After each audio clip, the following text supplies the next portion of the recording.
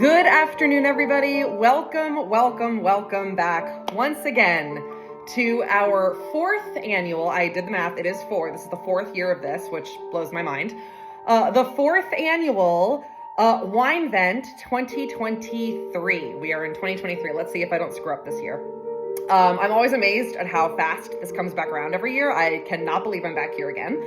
But it is that time of year where I take you as your hostess with the mostest through a journey of 24 wines in as many days, 24 days. You have asked, I have listened.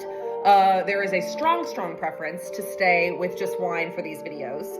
I have played around in the last 2-3 years with spirits and beer, and a lot of that also was circumstances, so that's to be accounted for. But there is a strong preference to stay with wine for Winevent. So you will all be very happy that I have done my due diligence. I have found a really lovely wine advent calendar online this year. There was a sale going on all through the month of November with In Good Taste, and I'm actually going to do a little thing that you can look and see my little advent calendar. Very colorful, very pretty. So I found that online this year, and I have been promised that it is a very high quality advent calendar with no repeats. So yes, we are here once again to celebrate and drink wine during our holiday season. My tree is up, we're ready to go.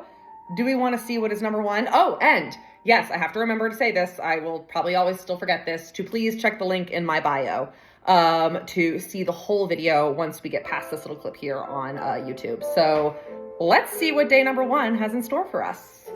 All right, I am opening it up. Oh, when you are ready to learn more about the wines, scratch off the number that corresponds with each day of Advent. Oh, it's like a little, scratch the number thing. Does my nail work? It does. Okay.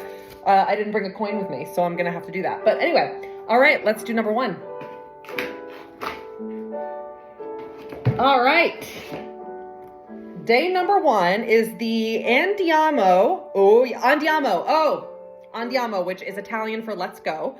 The Montepulciano d'Abruzzo, which this automatically makes me really happy because I love Italian wine. It is my favorite of the old world varietals. Sorry, France, Italy's got you beat. I'm sorry. And I know that Alain's father is going to kind of take me to task for that, but here we are. But this is the Andiamo Montepulciano d'Abruzzo. And I love Montepulciano, so yay. And look, it comes in such a sweet, cute little bottle. Here, this is kind of like a generous pour. I'm kind of wondering if maybe this is 2 glasses, not 1. I guess we'll find out soon enough. Oh, no, it'll be 1 glass. Okay, it looked more than it, seemed in the bottle. Okay. Or it looked more than it actually ended up being in the bottle. That's good to know. All right, so we've got the Andiamo Montepulciano. Product of Italy. The vintage is 2020. Okay, very nice. 13.5% ABV. I do love a good Montepulciano. Let's see if there's any sort of information. There is not. Let's see what this says. I am scratching off. And I'm doing this with my nail right now because I didn't know I needed to bring a coin for this. So this is a very fancy advent calendar. But I got enough off. I'm going to have to bring a coin to these now. 2020 Montepulciano, Italy. Wild cherry and blackberry notes is what they're saying. Okay, let's see if we get that on the nose.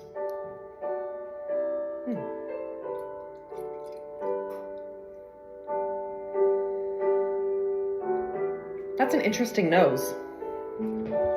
So for those of you who are first joining us or just need a refresher, I smell the wine, I drink the wine, I taste the wine, and then I give the wine a nutcracker rating from 0 to 10 based on how much I like it. And that's literally the whole show. So there we go. This nose is weird. It's got a weird, I'm not really liking the nose if I'm being very honest with you. It's got a sulfuric thing going on, but sometimes the nose and the taste can be worlds apart, so I'm going to reserve judgment. Okay, it's opening up a bit more. Look at the beautiful color here. This is a very opaque wine. This is a purplish ruby wine here. I passed my WASET 2, my Wine and Spirits Educational Trust certification this year. Work paid for it. I'm in my last month with Winebow. Actually, I'm about to move over to this, the supplier side. I'm going to be working for a distillery starting in the new year, so I'll still be in the industry. But while I was still with Winebow, I did a training where I got certified with the Wine and Spirits Educational Trust in London, level 2, and I've learned that this is Purple Ruby, very opaque. You can't see through that. Really nice legs. We see them coming down the side of the glass in this lighting. I don't know if you guys can. But yeah, there is this like sort of sulfuric quality happening on the nose that I'm not loving, and it's kind of overpowering any of the fruit. Well, let's take a drink and see what we find.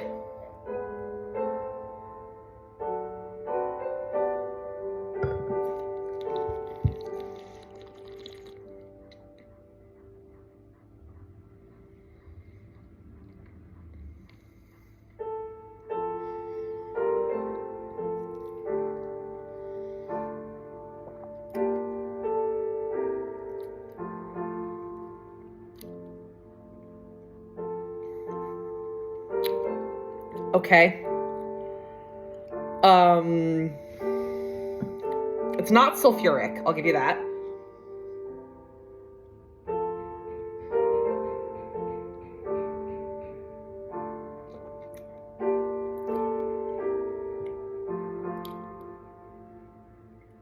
So as you can tell, this is not the face of someone who loves the wine she's drinking. This is acidic and almost borderline sour and dry to the point where it's almost got like a vinegar quality to it.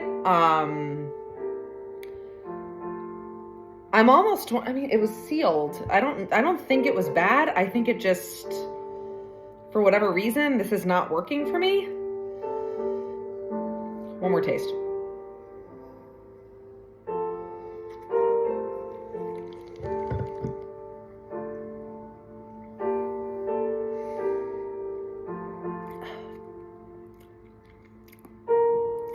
It's sour. It's got a sour quality to it.